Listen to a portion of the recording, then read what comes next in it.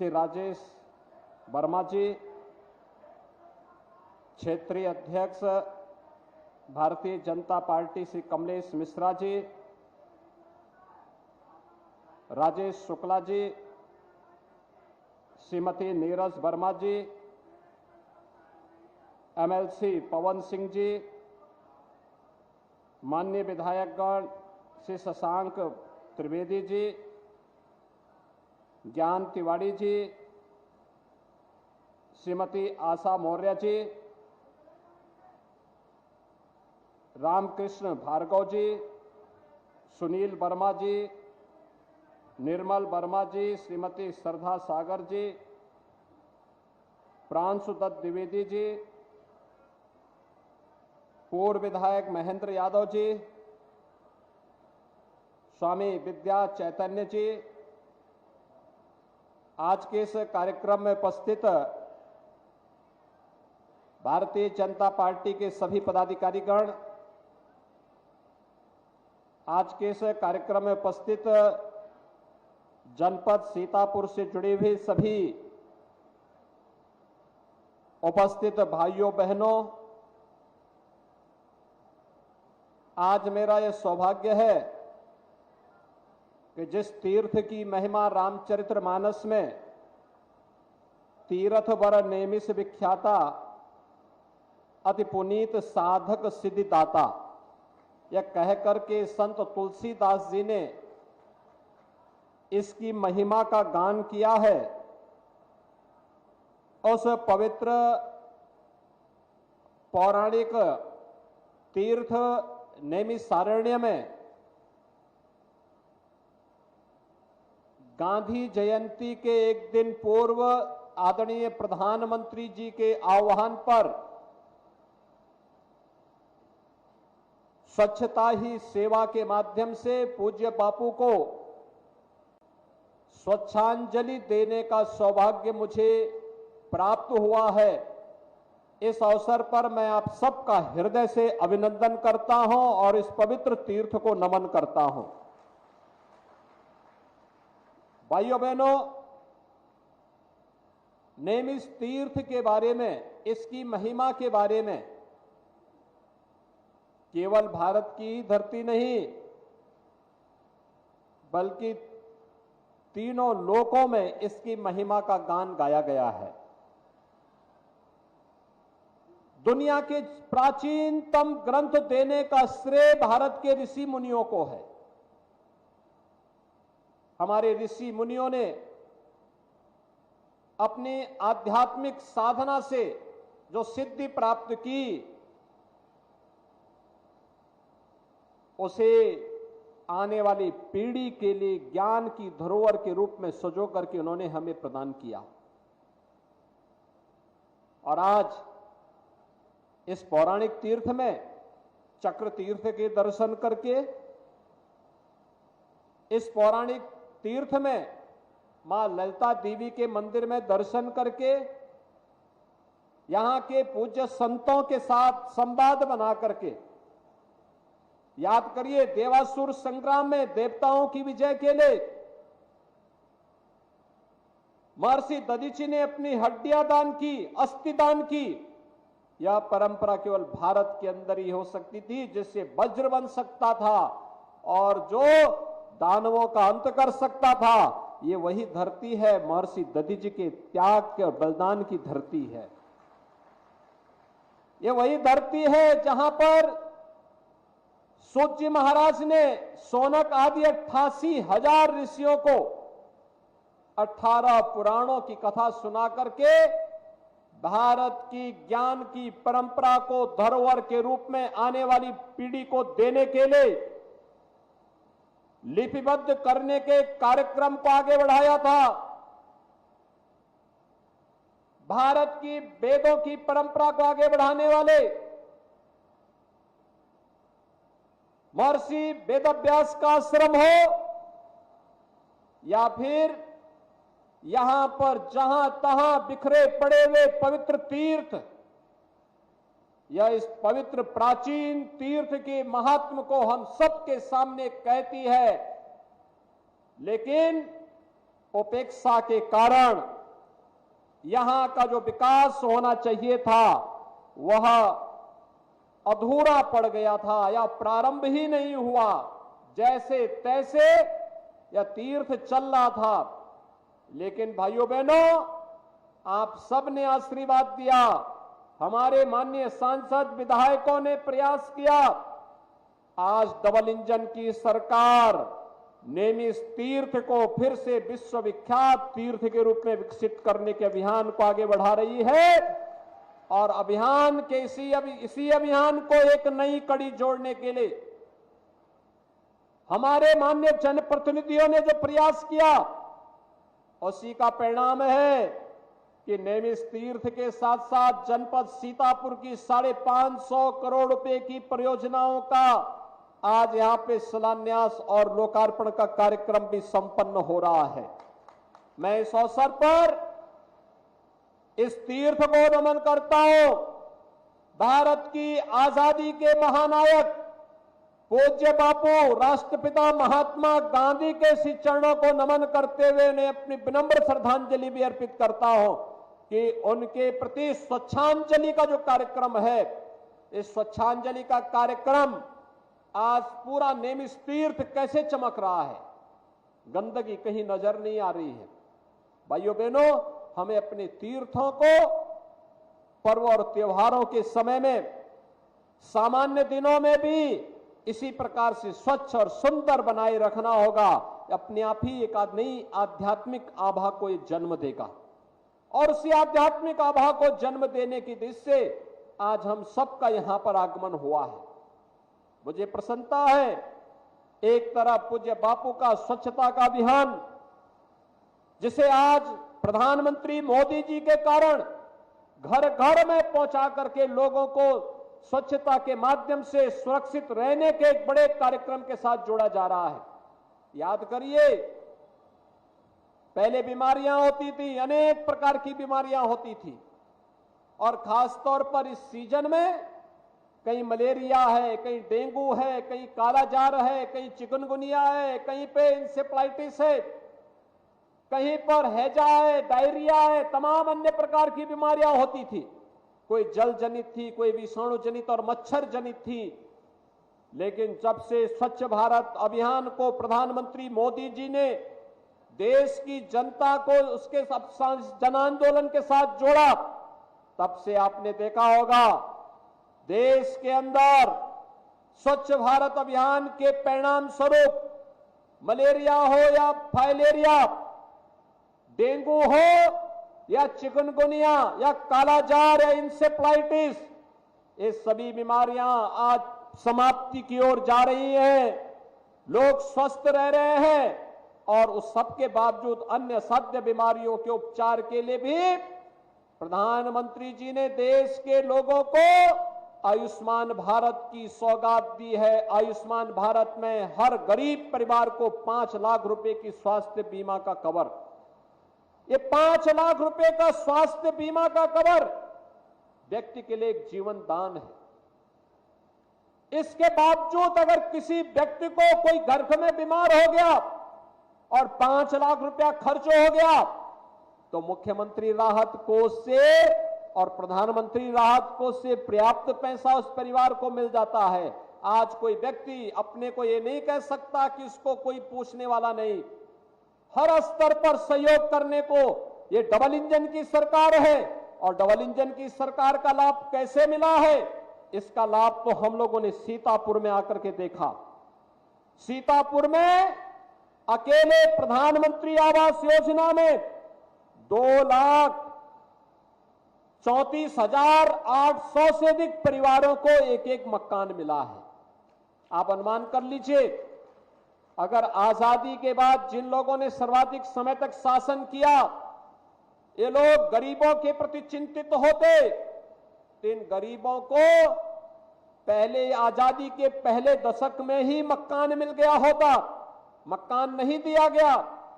स्वच्छ भारत मिशन में 7,16,500 से अधिक परिवारों को एक एक शौचालय भी इस जनपद में मिला। हर घर नल योजना के माध्यम से 2,17,000 से अधिक परिवारों को अब तक जल का कनेक्शन दिया जा चुका है।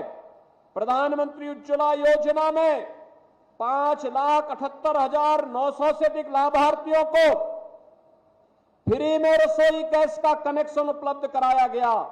तो मुख्यमंत्री कन्या सुमंगला योजना में लगभग 55,000 बेटियों को 15,000 रुपए का 15,000 रुपए का एक पैकेज भी उपलब्ध करवाने की कार्रवाई चल रही है। 2,05,000 से अधिक लाभार्थियों को सौभाग्य योजना में फ्री में विद्युत के कनेक्शन भी उपलब्ध करवाए गए और 6,64,000 से अधिक किसानों को 1,442 करोड़ रुपए की प्रधानमंत्री किसान सम्मान निधि का लाभ अब तक यहां दिया जा चुका है।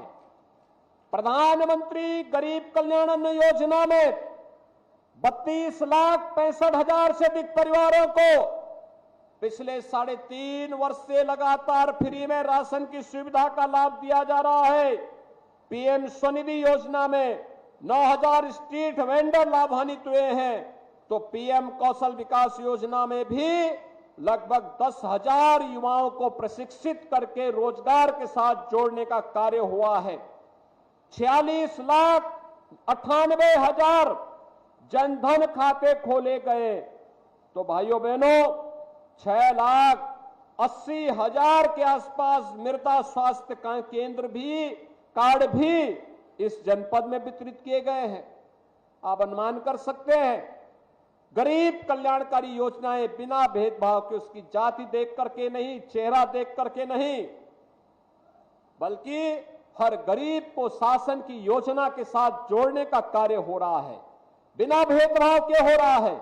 और बिना भेदभाव के शासन की योजनाओं का लाभ प्राप्त करने का परिणाम क्या है? आज विकास की बड़ी बड़ी योजनाएं यहां पर आ रही हैं। हमने यहां पर व्यवस्था करवा दी है। अब लखनऊ से नेमिस की कनेक्टिविटी सामान्य बस से नहीं, टैक्सी से नहीं, इलेक्ट्रिक बस से होगी। इलेक्ट्रिक बस से, इलेक्ट्रिक बस की सेवा सीधे लखनऊ और नेमिस को जोड़ेगी।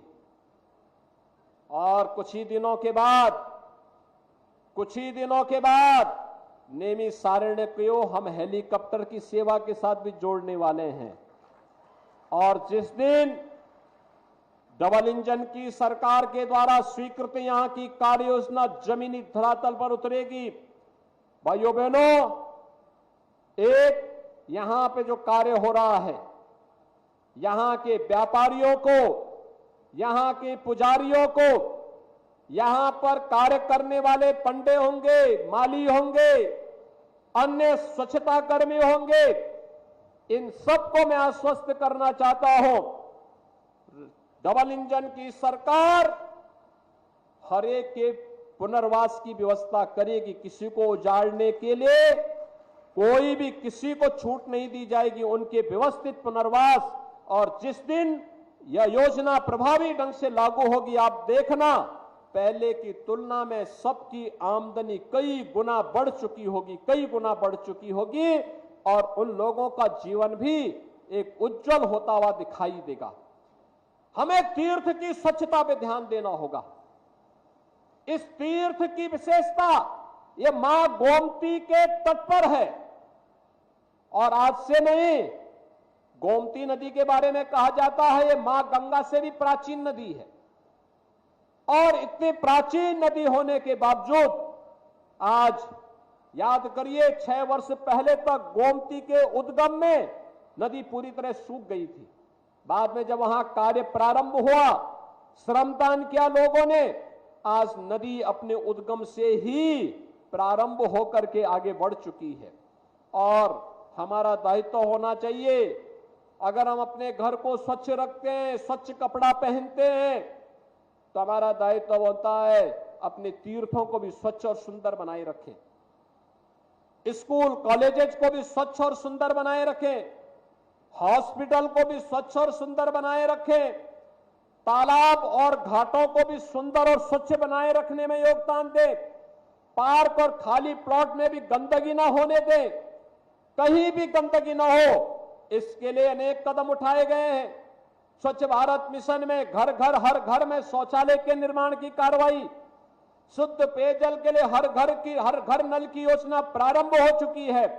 लेकिन इसके साथ ही हमें प्लास्टिक मुक्त व्यवस्था की तरफ जाना ही होगा और मेरी अपील होगी, प्लास्टिक का थर्माकोल का उपयोग नहीं करेंगे, बल्कि इसके जो वैकल्पिक व्यवस्था दी गई है उस वैकल्पिक व्यवस्था को ही हम उपयोग करेंगे। तो भाइयों बहनों, प्रदूषण को भी और गंदगी को भी काफी हद तक हम समाप्त करने में हमें मदद मिल जाएगी। और इसीलिए तीर्थ में लोग इसलिए आते हैं को कुछ देर स्वच्छ और सुंदर माहौल के साथ, आध्यात्मिक माहौल के साथ, तनाव मुक्त वातावरण के साथ हम जी सकें, आगे बढ़ सकें, एक नई ऊर्जा का संचार हो सके। और उसका माध्यम बनना चाहिए स्वच्छता। इस स्वच्छांजलि का कार्यक्रम पूज्य बापू की 154वीं पावन जयंती की पूर्व संध्या पर हम सबका दायित्व बनता है कि हम लोग हर व्यक्ति प्रतिदिन 1 घंटा स्वच्छता के लिए समर्पित करें। इस स्वच्छता के लिए अपने घर, अपने घर के परिसर, अपने मठ मंदिर, कोई भी धर्मस्थल, कोई भी विद्यालय, कोई भी चिकित्सालय, कोई भी सरकारी कार्यालय, कोई भी घाट, कोई भी पार्क, कोई खाली प्लॉट, कोई सड़क, कोई चौराहा, जहां कहीं भी गंदगी है उसको हटाने के लिए, उसके खिलाफ एक अभियान चलाने के लिए और इस अवसर पर स्वेच्छाग्रहियों को सम्मानित करना, उनके प्रति सम्मान का भाव रखना। और हमारी सरकार ने तय किया है जितने भी स्वच्छताग्रही हैं, खासतौर पर सफाई कर्मचारी हैं, इनको न्यूनतम वेतन की गारंटी सरकार देगी। इनको न्यूनतम वेतन मिलना ही चाहिए। हमने कमेटी गठित की हुई है और बहुत शीघ्र उस रिपोर्ट को हम लागू करेंगे तो इनका जीवन सम्मानजनक ढंग से आगे बढ़ाने का काम भी सरकार करेगी। आज के इस अवसर पर मैं आप सबको आश्वासन देने के लिए आया हूं। नैमिषारण्य में अच्छे जो तीर्थ हैं, आश्रम है, इसके पुनरुद्धार के लिए तो सरकार कदम बढ़ाएगी। पौराणिक और ऐतिहासिक पृष्ठभूमि से जुड़े हुए जितने भी मठ मंदिर तीर्थ स्थल हैं, इनके लिए तो सरकार सहयोग करेगी ही। साथ साथ यहां पे जन सुविधाओं के विकास के लिए चौड़ी सड़कें हो, गेस्ट हाउसेज बने, अच्छे रेस्टोरेंट आए, अच्छी धर्मशालाएं बने, अच्छे होटल्स आए, बेहतर कनेक्टिविटी हो और एक स्वच्छ वातावरण लोगों को प्राप्त हो। हम सूत जी महाराज के द्वारा जो 88,000 ऋषियों को 18 पुराणों के बारे में जो यहां पे प्रवचन दिया गया था, उनकी प्रतिकृति भी यहां पर स्थापित कर सके, इसके लिए भी प्रयास हो रहा है। और इसीलिए नैमिष तीर्थ के इस महात्म को ध्यान में रख करके हम सभी लोग अपने अपने क्षेत्रों में जाकर के पवित्र धर्मस्थलों, तीर्थों, सार्वजनिक स्थलों, सरकारी कार्यालयों और हर उस संपत्ति को जो सार्वजनिक हो, उनके संरक्षण का दायित्व अगर अपने ऊपर लेते हैं कि हम भी इसमें कुछ योगदान दे दें, तो भाइयों बहनों, अपने पूर्वजों के प्रति यही हमारी कृतज्ञता का भाव है, यही कृतज्ञता है। हम सनातन धर्म की जब बात करते हैं, इसी कृतज्ञता के साथ जोड़ते हैं। कृते च प्रति कर्तव्यम एषो धर्म सनातनम। सनातन धर्म वही है, अगर किसी ने आपके प्रति कोई योगदान किया है, उसके प्रति कृतज्ञता ज्ञापित करना, अपने पूर्वजों के प्रति कृतज्ञता ज्ञापित करना, उनके जो सपने थे, उनके जो संकल्प थे, उन संकल्पों के साथ अपने आप को जोड़ देना, यही पूर्वजों के प्रति हमारी कृतज्ञता की भावना। और उसी कृतज्ञता के भाव को व्यक्त करने के लिए आज हम सब यहां पर इस पौराणिक तीर्थ पर एकत्र हुए हैं। मैं इस तीर्थ को एक बार फिर से नमन करता हूं। 550 करोड़ रुपए की इन परियोजनाओं को, इन सभी माननीय जनप्रतिनिधियों को इसके लिए धन्यवाद देता हूं। और आप सबको बधाई और शुभकामनाएं देता हूं। भाइयों बहनों, इस शुभकामना के साथ कि यह समय हमारे यहां श्राद्ध कर्म का है। अपने पूर्वजों के प्रति श्राद्ध का मतलब कृतज्ञता ज्ञापित करने का एक अवसर, और कृतज्ञता ज्ञापित विकास और स्वच्छता के माध्यम से हम सब कर सकेंगे। इससे बड़ी बात और कोई नहीं हो सकती है, क्योंकि पितरों को और देवी देवताओं को हमेशा स्वच्छता प्यारी होती है। उस स्वच्छता के लिए गोमती नदी को भी स्वच्छ रखना है, सुंदर बनाए रखना है, तीर्थों के विकास के लिए कार्य करना है, तो उसकी स्वच्छता के लिए हमें कार्य करना होगा। और आप सभी लोग मिलकर के, यहां के हमारे मान्य जनप्रतिनिधियों के साथ मिलकर के स्वच्छता और सेवा के इस कार्यक्रम को विकास और समृद्धि के साथ जोड़ने का कार्य करेंगे। इस विश्वास के साथ मैं आप सबके प्रति अपनी शुभकामनाएं देता हूं। धन्यवाद। जय हिंद।